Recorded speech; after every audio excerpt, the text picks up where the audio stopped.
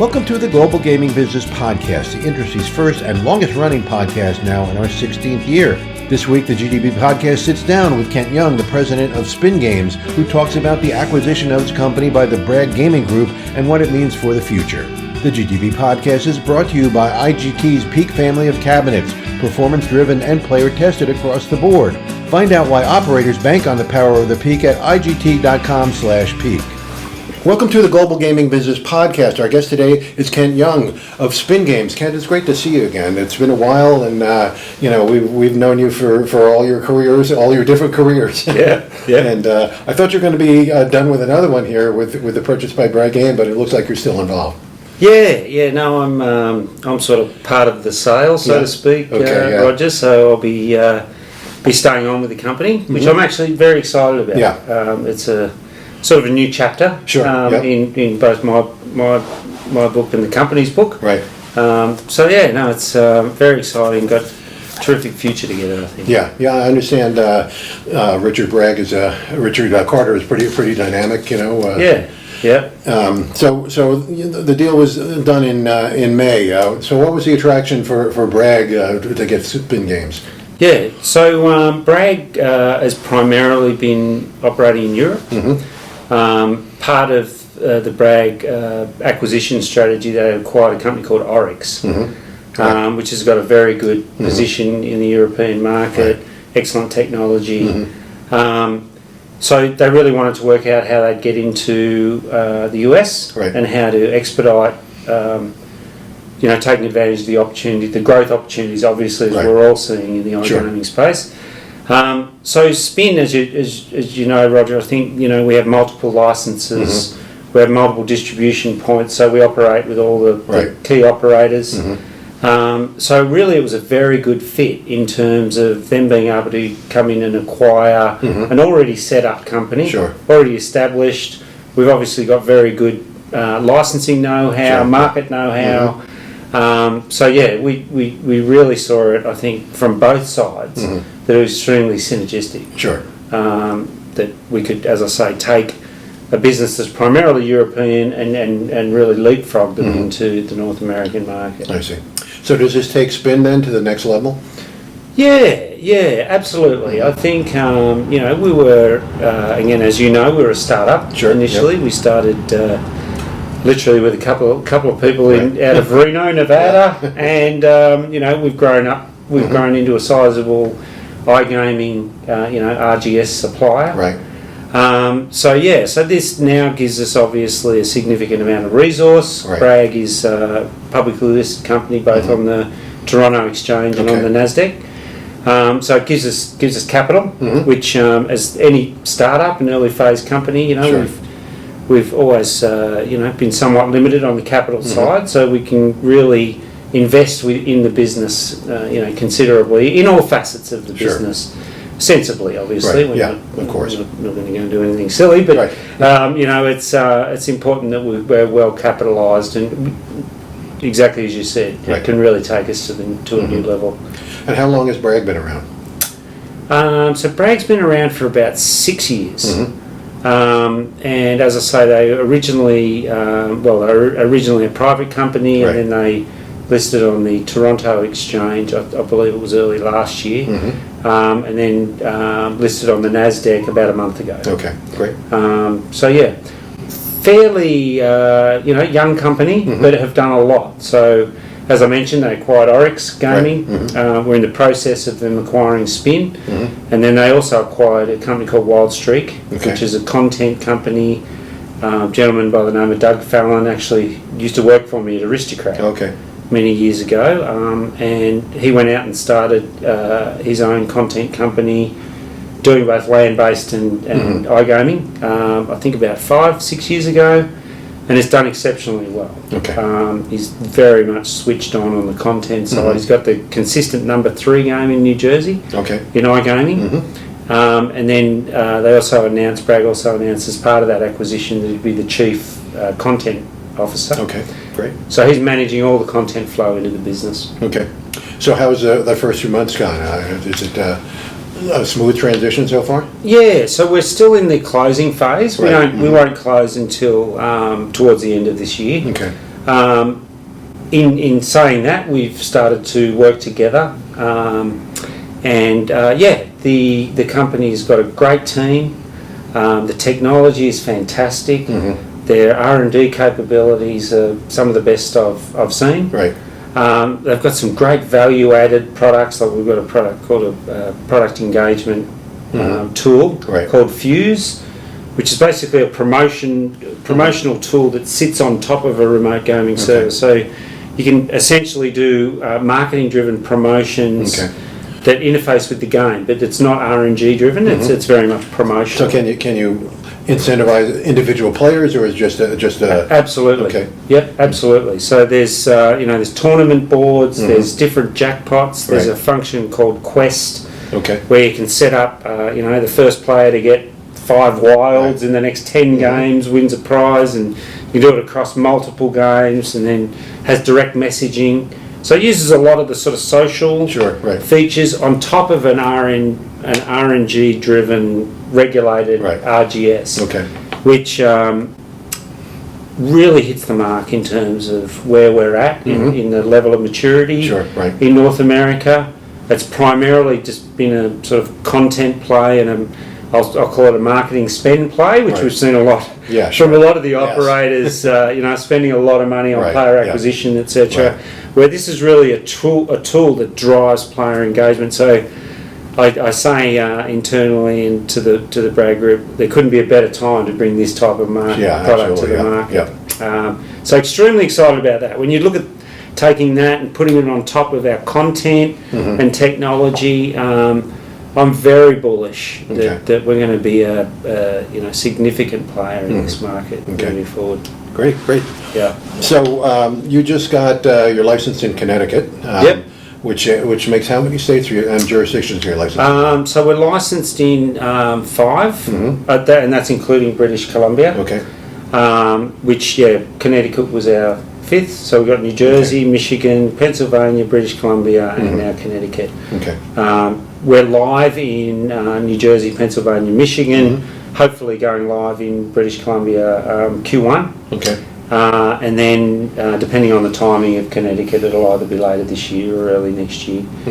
And then we've also we're also being very aggressive about going after the Ontario market. So we're in the process of putting in an application there. That'll be our next one. We think that's going to be significant. I think so. So as you know, there's just been the lotteries, and then it's opening up. So, I mean, it's as you know, we were sort of one of the first into New Jersey in the very early days. A lot of people thought I was sort of mad at the time. But we sort of expected really what's happening now to happen back then. Which it didn't, So we sort of tic-tacked along the way, but it's wonderful to see, the iGaming market finally, maturing. I think Michigan has been outstanding for the industry, particularly the fact that it's been tribal as well as commercial. Really the first tribal iGaming regulated market. So again, I'm very bullish on that, Roger, because I think that can be the catalyst for more regulated tribal jurisdictions. Similar to what happened with Class 3, obviously. That, we saw commercial and then we saw tribal, and then tribal became larger than commercial over time. So I think that, I've always been a strong believer that once tribal is successful in iGaming, that'll be a catalyst for a lot more. So your business is still B2B, though. You license your games to the various operators. That's correct. That's correct. So we have our core business is what we call an RGS, the RGS business, remote gaming server that contains the content, holds the content, plays the content. We integrate into PAMs like SG, GAN, and SB Tech, etc. And then that flows through to the operator. Now, how does the operator decide what games to show to their customers? So they look at a few different things. They look at your portfolio, so how many games you've got. They look at your performance if you're already on there. They look at the diversity in product. whether you're sort of a one-trick pony, Sure. just 5 real video slots, or whether Right. you've got table games or video poker Right. or Keno. They also look at your technology to make sure that your technology is stable, whether you've got the ability to interface into the slot management, into the PAMs, into the internet gaming systems. Right. Extremely important. The technology side in iGaming is on par, if not more, I don't know if importance is the word, but more complex than in land-based. Sure, As you know, right, I yes. sort of came from the land-based space and brought companies to the market like Aristocrat, where we had Australian protocols and we had to deal with different SAS protocols and different systems. 2 and 3 wire things in those days. Exactly. Where this is, and that's complex, no question. Yeah.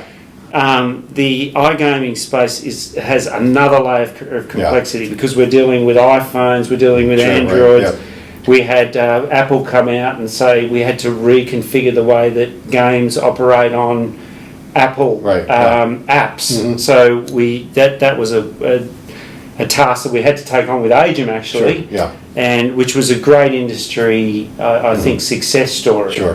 Where we worked through that. But everybody was terrified that what was going to happen there. Because it's about 60% of the revenue. Right, yeah, sure. So, and then we're dealing with different browsers. I guess what I'm saying is there's a whole sort of layer of other non-proprietary tech stacks that we have to deal with. Sure. That when you're in a land-based, you're in a closed environment. Essentially, you're in a closed environment, closed platform, all that sort of stuff. So, to get back to your question, for them to choose your games, your content, they need to know that you have the technology that has the ability to supply in the market, and it's not an easy thing. It really isn't. I learned from the school of hard knocks. Because that was one of the benefits of getting in there early is that we had to deal with all these issues. Yeah, and well, my company was in there in the beginning. We learned from hard knocks as well. It's a difficult situation, but the fact that you were in there early, you kind of got all these things behind you now, and a lot of the companies that are getting here now haven't encountered that. Yeah, look, there's significant, I call them barriers to entry. Right. When I was at Aristocrat in the early days, I had a list. It was the barriers of entry list. Right. And, the list for iGaming, to come into the North American iGaming market is significant. Right. There's a lot of regulatory requirements that, I think it's fair to say a lot of European operators, aren't really aware of what's required in North America. Right. And that's not only from a regulatory perspective, but also from a technical compliance perspective. So, we've got a lot of different requirements in DGE than New Jersey compared to Pennsylvania, and then we have Michigan that's GLI, but then they have their own nuances. So, and then there's different game requirements. So games that work in some markets don't necessarily work here. So we've learned a lot about all of those things along the way. And then there's the biggest one really is the integrations into the systems. It takes a long time. There's a lot of testing. There's multiple parties that have to be a party to that. And then you get sort of through that part. Then you've got to submit it to the labs, and then you sort of start again. So my point is there's a lot of steps that you've got to go through to get into the market. So back to your original question, that was one of the things that I think was attractive to Bragg, is that we've done all that. We're already here, we're already operating, we've already got contracts with the biggest operators, DraftKings, FanDuel, and etc. So, I spent a lot of time this summer in New Jersey, online going through, because I can't do it in Nevada. We don't have online gaming here. So I did a lot of it in New Jersey, and some of the amounts of games some of the sites offer is overwhelming. Absolutely. It's just, you have to scroll through pages and pages of the regular screens, and then to find a game is sometimes difficult. Other operators only have a few games. That I guess they're the most popular games, right? Sure, and we're seeing more of that. So in the early days, it was very, very much a volume game. Right. Every operator was just give me content, because that was really the competitive advantage. And you put a new game in the market, you'd see a peak because players want to try it. We're now at roughly 1,000 games, give or take a few, in New Jersey, right? Which is a lot, as you say. Sure. To scroll through every game is, it would take you days. Yeah. So a lot of the operators now are being a lot more selective. Once games fall off, they're starting to take them off the site, and they're being a lot more selective about what you're offering. As I say, it used to be there was an undersupply. There was a high demand undersupply, where we're seeing a lot more supply. So they're being a lot more selective about what they choose. So it's almost like the land-based slot machines, where they, a slot company would produce 100 games a year, and only 10 or 20 of them would land and stick. For sure, and look, it's no different. I mean, we have life cycles. We see games do really well out the gate. The only thing I'd say that is significantly different is that if a game is featured or a game is on a primary position on a site, that has a huge bearing on the performance of the game, because it's the whole click through location. No question. And we definitely saw in Landbased you'd have locations on the floor that would perform a lot better. This is that on steroids, right? Because if you're top left-hand corner, you've got a new exclusive featured tab across your icon. You're going to get enormous play. So who makes those decisions? The operators? The operators make that decision. And is it? I guess it's kind of based on a slot SEO type of thing, then, huh? Yeah. Well, they look at a lot of different. They look at a lot of different variables.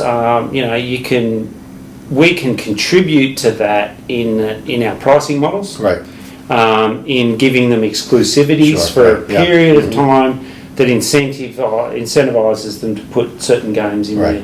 You'll see that a lot of suppliers have done customized products too, so a golden nugget video poker or a golden nugget stepper, and that's been extremely successful because that puts it at the forefront. They use their brand. So you get cross-marketing, brand value, all that sort of stuff. And they don't have to lease a brand from somebody else, or exactly. So that's sort of a bit of give and take in terms of what gets the premium positions. But a lot of the very smart operators, it's all about yield, right? It's about yield optimization. So there's other pieces in there. There's hold percentages, there's minimum bets, there's a lot of pieces that come to play. That how do you get the best return, best yield out of that premium real estate. So it's multi-dimensional.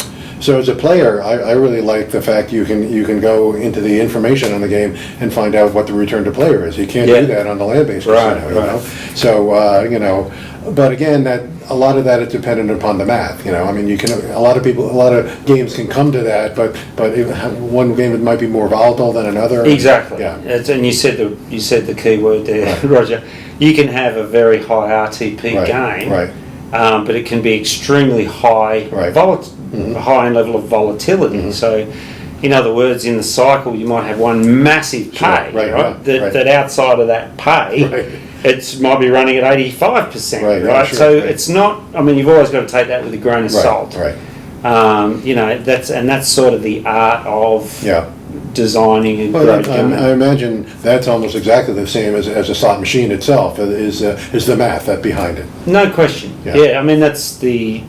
There's no, actually in some jurisdictions we've got to have any game that's land-based, it has to be the same math structure as it is in iGaming. We can't have... exactly. And actually in some instances they even call out social. That if you've got that game on social, it has to have the same high percentage as well, which is a good thing. So what are some of the popular spin game products that have really worked for you guys?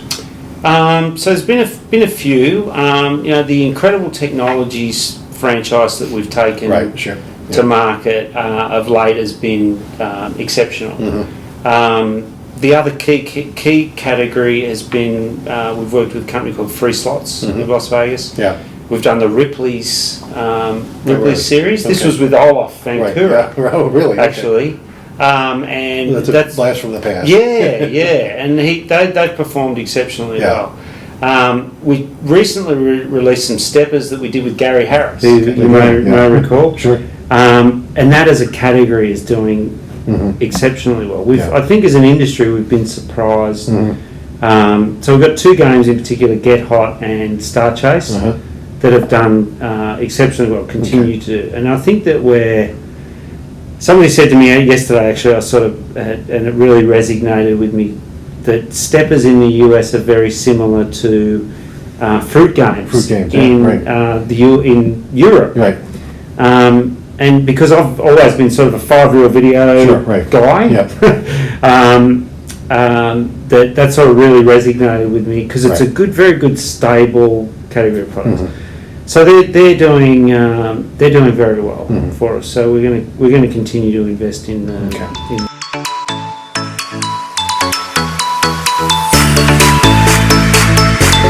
The Peak family of top-performing cabinets by IGT are a culmination of years of research and development, a passion leveraging both internal expertise and customer feedback.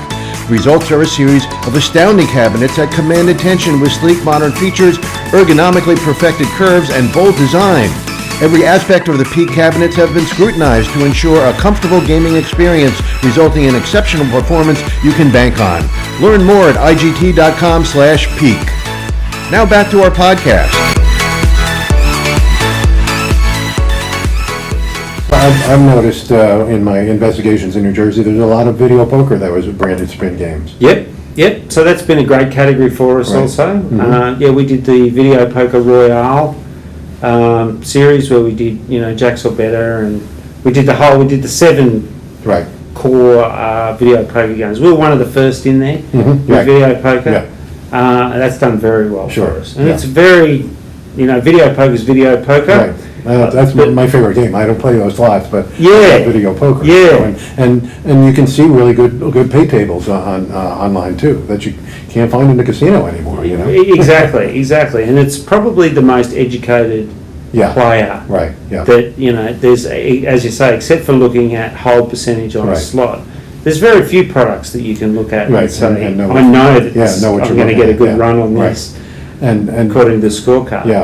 And I think people who know the games understand that, but there's got to be some suspicion that you can fool with it somehow. Yeah, well, no, you're right. Look, there's always that suspicion. Right. I think of course, the commissions will never let you do that. No, that's right. So. And I think that's been one of the great success stories of iGaming. Right. Has been there's trust. I mean, I know that when we first went in, there was still a lot of grey/black sites that players could go to. Yep. They didn't have to go through the KYC, where they had to put in their social security number and their credit card and all that. Yeah.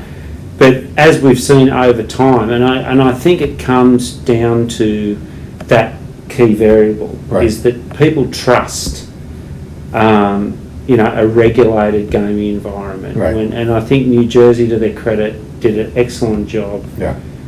Being really the first casino. I know that there was Nevada, Delaware prior, that really built that that over time. Sure. And I think that we've seen that resonate, obviously, in Pennsylvania, Michigan. Yeah, no question.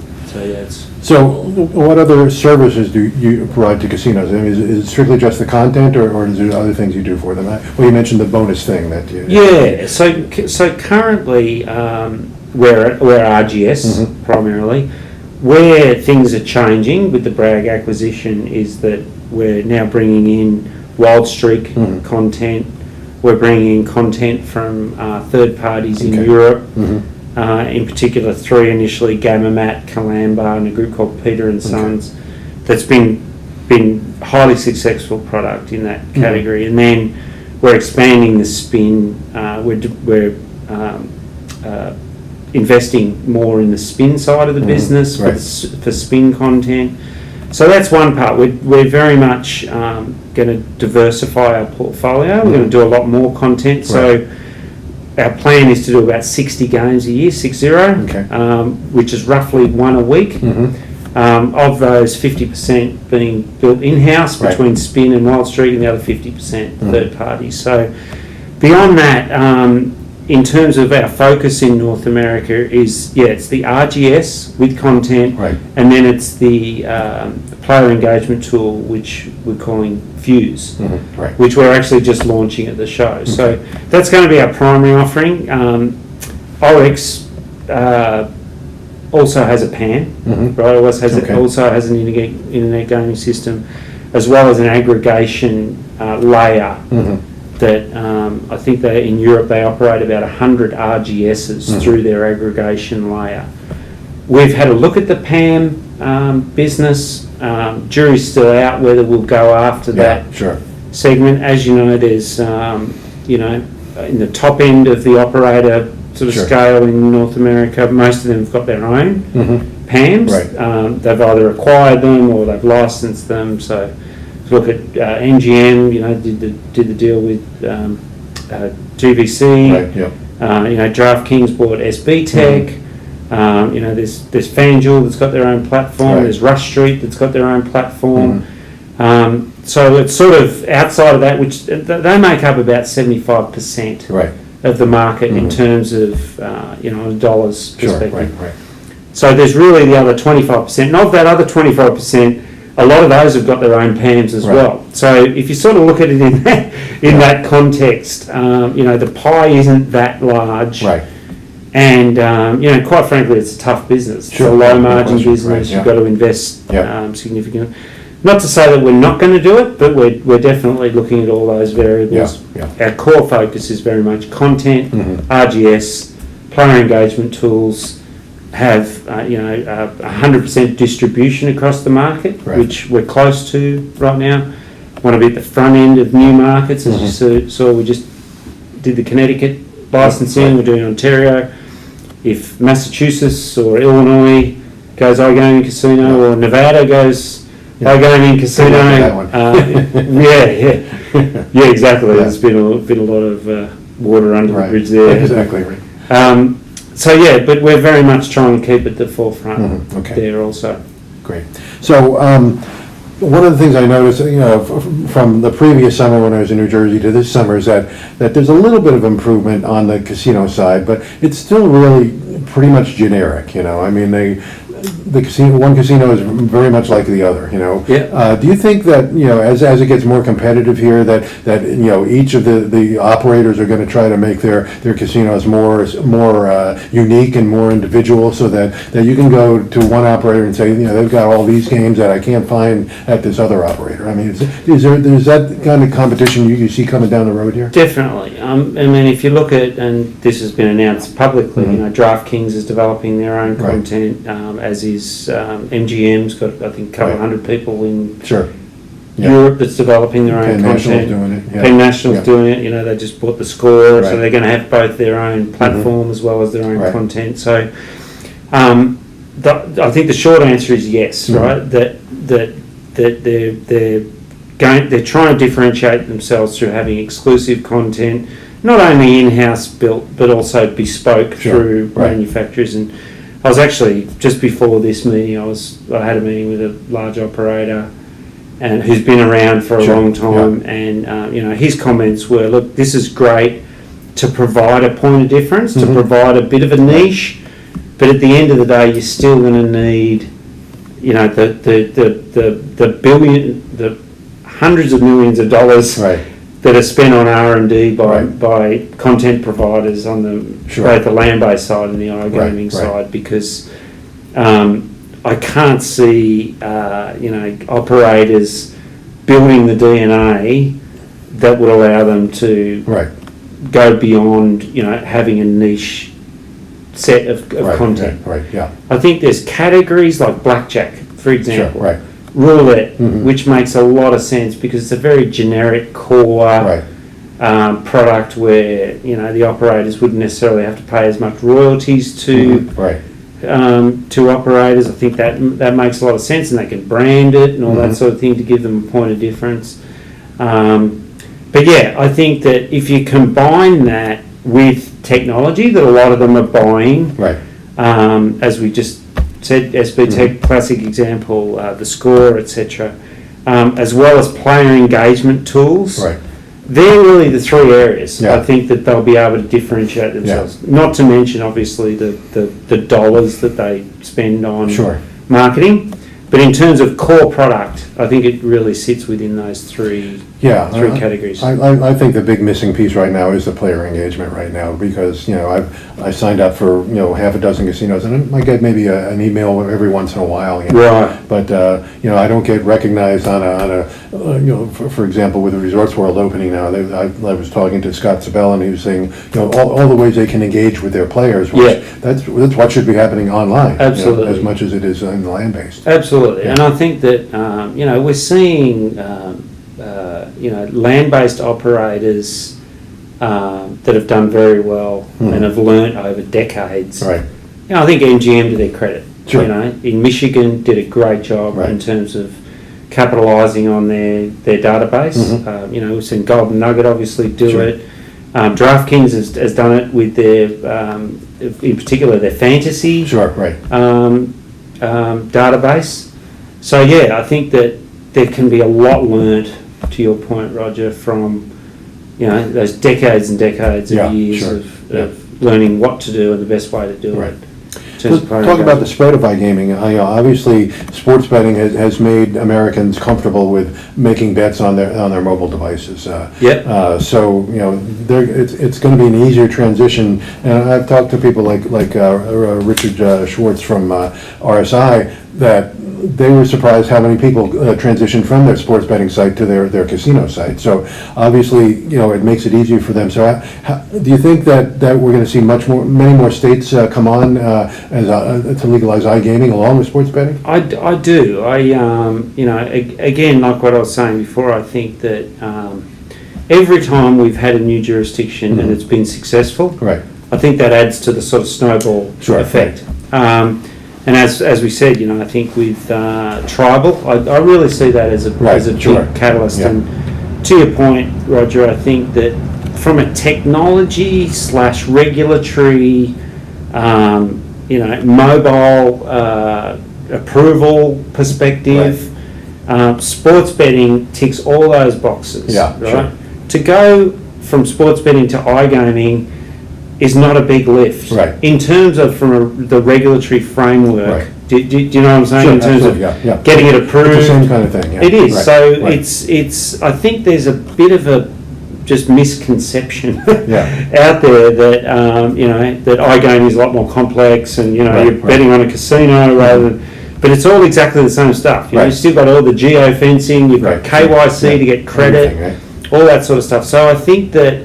Again, as we see more and more jurisdictions open up and are successful and are trusted and are doing the right thing by the customer, that more and more legislatures are going to feel confident. And as they learn from sports betting that it is the same framework, that we'll see a lot more. And I think if you look at margin and you look at potential tax dollars. On a part-to-part basis, because the hold on sports betting is very, very slim, and there's a lot of obviously investment that's required. iGaming, and I'm obviously biased, of course, but I think iGaming is a model. Purely from a financial perspective, wins out in my opinion. Yeah, and I think once you tell the legislatures they're going to make a lot more tax money from iGaming than sports betting, that'll clinch the deal. Exactly. And look, at the end of the day, that's what they're looking for. Yeah, and they want to protect their players and all that sort of stuff, which we can do. We've shown that we can do that.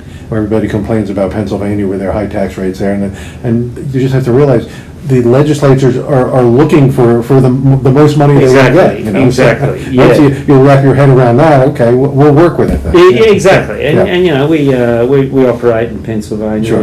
Look, you just learn to operate within that environment. I'm not saying that new markets should necessarily have a high tax rate like that. I think if you look at models like Michigan and New Jersey, it's worked exceptionally well for everybody. I think that's sort of a win-win. So one more question: what's the future hold for Bragg and Spin Gaming? I think that we're extremely well positioned to be a significant player in this market. As I say, we've got the technology, we've got the content, we've got the know-how. all I see is upside. I think that we're very fortunate to, as I say, be very well capitalised, and I think that myself and the management team know really what we need to do to be a significant player in this market. And I'm extremely confident that we're going to do that. Yeah. We just need to execute the plan, and Right. we've got all the pieces in place. Sure, right. And it's, for me, it's very exciting. I sort of feel like I was in the early aristocrat days, sure. where I can see sort of what we can do and how we can get there, and that sort of floats my boat. So absolutely. I'm personally very engaged with that. Well, you've always been very entrepreneurial, and I'm sure this is stoking that flame as well. So. Yeah, no, it is, Roger. It is. Yeah. Well, thanks for taking the time to meet with us. We're real excited for you, for the success you've made so far, and we're going to follow you, through the whole routine here, because I think there's a big future for Bragg after this acquisition. Excellent. Well, thank you, Roger. I really appreciate it. Hope you enjoyed this week's GGB Podcast, brought to you by IGT's Peak family of cabinets, performance-driven and player-tested across the board. To learn more, visit IGT.com/peak. To learn more about online games and how they are delivered to the operators and the players, visit GGBmagazine.com. For all the news of the gaming industry delivered to your desktop every Monday morning, sign up for free at GGB News by using the code GGB180. And don't miss a single episode of the podcast. Subscribe on Apple or Spotify today. So we'll see you next time on the GGB Podcast.